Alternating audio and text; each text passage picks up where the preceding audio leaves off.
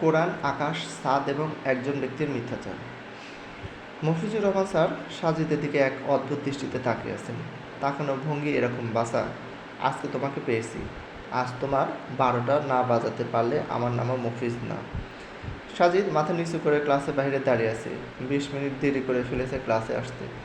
বিশ্ববিদ্যালয়ে 20 মিনিট দেরি করে ক্লাসে আসা এমন কোনো গুরুতর পাপ কাজ নয় যে এর জন্য তার দিকে এমনভাবে তাকাতে হবে। সাজিদ সবিনয়ে বলল, স্যার আসবো? মফিজুর রহমান স্যার অত্যন্ত গুরুগম্ভীর গলায় বললেন, এমনভাবে বললেন যেন সাজিদকে 2-4 কথা শুনিয়ে দরজা থেকে খেদিয়ে পাঠিয়ে দিতে পারলেই ওনার গা জুড়োয়। সাজিদ ক্লাসরুমে এসে বসলো। লেকচারে বেশ অর্ধেকটা শেষ হয়ে গেছে। মফিজুর রহমান স্যার আর 5 মিনিট লেকচার দিয়ে ক্লাস সমাপ্ত করলেন। সাজিদের কপালে যে আজ খুব খারাপ কিছু আছে সেটা প্রথম থেকে বুঝতে পেরেছে। মফিজুর রহমান স্যার সাজিদকে দাঁড় করালেন। খুব স্বাভাবিক চেহারায় হাসি হাসি মুখ করে বললেন, সাজিদ কেমন আছো? সাজিদ প্রায় ভূত দেখার মতো চমকে উঠল। এই মুহূর্তে সে যদি সত্যি সত্যিই ডুমুরে ফুল অথবা ঘোড়ার ডিম জাতীয় কিছু দেখত, হয়তো এতটা চমকাতো না।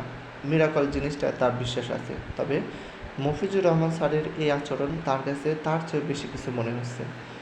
এই ভদ্রলোক এত সুন্দর করে এরকম হাসি মুখ নিয়ে কারোর সাথে কথা বলতে পারে, এটাই এতদিন একটা রহস্য ছিল। সাজিদ নিজেকে খানিকটা সামনে নিয়ে বলল, জি স্যার, ভালো আছি আলহামদুলিল্লাহ, আপনি কেমন আছেন? তিনি আবার একটু মুচকি হাসি দিলেন। সাজিদ পুনরায় অবাক হলো।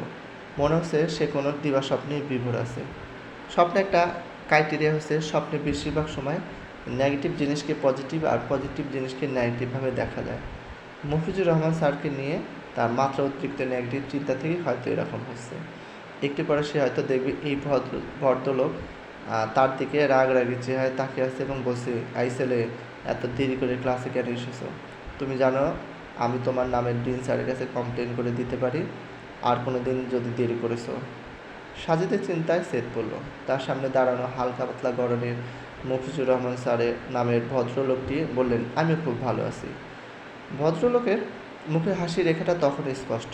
মফিজুর রহমান স্যার সাজিদকে বললেন, আচ্ছা বাবা আইনস্টাইন, তুমি কি বিশ্বাস করো আকাশে বলে কিছু আছে? সাজিদ এবার নিশ্চিত হলো যে এটা কোনো স্বপ্ন দৃশ্য নয়। মফিজুর রহমান স্যার তাচ্ছিল্য ভরে সাজিদকে আইনস্টাইন বলে ডাকে। সাজিদকে যখন আইনস্টাইন বলে তখন ক্লাসের অনেকেই খিলখিল করে হাসে। এই মুহূর্তে সাজিদ একটি চাপা হাসির শব্দ শুনতে পাচ্ছে। তাহলে এটা কোনো স্বপ্ন দৃশ্য নয়, বাস্তব। সাজিদ বললেন, জি স্যার, বিশ্বাস করি। ভদ্রলোক আরেকটু মুচকি হাসি দিলেন। উনি আজকে হাসতে হাসতে দিন কেটে পার করে দেওয়ার পণ করেছেন কিনা কে জানে। তিনি বললেন, বাবা আইনস্টাইন, আদতে আকাশ বলে কিছু নেই। আমরা যেটাকে আকাশ বলি সেটা হচ্ছে আমাদের দৃষ্টির প্রান্তসীমা। মাথার উপরে নীল রঙা যে জিনিস দেখতে পাও সেটাকে মূলত বায়ুমণ্ডলের কারণেই নীল দেখায়। চাঁদে বায়ুমণ্ডল নেই বলে চাঁদের আকাশকে কালো দেখায়। বুঝতে পেরেছ মহামতি আইনস্টাইন? স্যারের কথা শুনে ক্লাসের কিছু অংশ আবার হাসাহাসি শুরু করলো। স্যার আবার বললেন, তাহলে বুঝলে তো আকাশ বলে যে কিছুই নেই। সাজিদ কিছুই বলল না, চুপ করে আছে। স্যার বললেন, গত রাতে হয়েছে কি জানো? নেট সার্চ দিয়ে একটি ব্লগ সাইটের ঠিকানা পেলাম, মুক্তমানা ব্লগ নামে। রবিজিৎ নামে এক ব্লগারের লেখা পেলাম সেখানে, খুব ভালো লিখে দেখলাম। যা হোক, রবিজিৎ নামের এই লোকটা কোরআনে কিছু উদ্ধৃত করে দেখালো কত উদ্ভট এসব জিনিস। সেখানে আকাশ নিয়ে কী বলা আছে শুনতে চাও? সাজিদ এবারও কিছু বলল না, চুপ করে আছে। স্যার বললেন, কোরআনে বলা আছে, আর আমরা আকাশকে করেছি সুরক্ষিত ছাদ, অথচ তারা আমাদের নির্দেশাবলী থেকে মুখ ফিরিয়ে রাখে। দেখলো তো বাবা আইনস্টাইন, তোমাদের আল্লাহ বলেছে আকাশ নাকি সুরক্ষিত ছাদ। তা বাবা, এই ছাদে যাবার কোনো সিঁড়ির সন্ধান কোরআনে আছে কি? হা হা হা। চুপ করে থাকতে পারলে বেশ হতো, কিন্তু লোকটি মাত্র অতিরিক্ত বাড়াবাড়িতে সাজিদ মুখ খুলতে বাধ্য হলো। সে বলে, স্যার, আপনার সেই ব্লগার রবিজিৎ আর আপনার প্রথম ভুল হচ্ছে আকাশ নিয়ে আপনাদের দুজনেই ধারণা মোটেও পরিষ্কার নয়। ও তাই নাকি? তা আকাশ নিয়ে পরিষ্কার ধারণাটি কী বলো শুনি? অবজ্ঞাভরে লোকটির প্রশ্ন। সাজিদ বলে, স্যার, আকাশ নিয়ে ইংরেজি অক্সফোর্ড ডিকশনারিতে বলা আছে, the region of the atmosphere and outer space seen from the earth, অর্থাৎ পৃথিবী পৃষ্ঠ থেকে বায়ুমণ্ডলের এবং তার বাইরে যা কিছু দেখা যায় সেটাই আকাশ। আকাশ নিয়ে আরও পরিষ্কার বলা আছে উইকিপিডিয়াতে। যদিও উইকিপিডিয়ার তথ্য মূল সোর্স নয়, আপনি নেট ঘেঁটে মুক্তমানা ব্লগ অবধি যেতে পেরেছেন, আর একটু এগিয়ে উইকিপিডিয়া অবধি গেলেই পারতেন। যা হোক, আকাশ নিয়ে উইকিপিডিয়াতে বলা আছে, the sky is everything that lies above the surface on the earth, including the atmosphere and outer space. অর্থাৎ পৃথিবীর ভূপৃষ্ঠের উপরে যা কিছু আছে তার সবই আকাশে অন্তর্ভুক্ত। এর মধ্যে বায়ুমণ্ডল এবং তার বাহিরের সব কিছু আকাশের মধ্যেই পড়ে। তো এটাই হচ্ছে আকাশের সাধারণ ধারণা। এখন আপনার সেই আয়াতে ফিরে আসি। আপনি কোরআন থেকে উল্লেখ করেছেন, আর আমরা আকাশকে করেছি সুরক্ষিত ছাদ, অথচ তারা আমাদের নির্দেশাবলী থেকে মুখ ফিরিয়ে রাখে। আপনি বলেছেন আকাশ কিভাবে ছাদ হয়, তাই না? স্যার, বিংশ শতাব্দীতে বসে বিজ্ঞান জানা কিছু লোক যদি এরকম প্রশ্ন করে, তাহলে আমাদের উচিত বিজ্ঞান চর্চা বাদ দিয়ে গুহার জীবনযাপনে ফিরে যাওয়া। What do you mean? বলছি স্যার, বিংশ শতাব্দীর মাঝামাঝি সময়ে বিজ্ঞানীরা পৃথিবীর উপরিভাগে যে বায়ুমণ্ডল আছে তাতে কিছু স্তরের সন্ধান পেয়েছেন। আমাদের পৃথিবীর বায়ুমণ্ডল এসব পুরো স্তর দ্বারা গঠিত।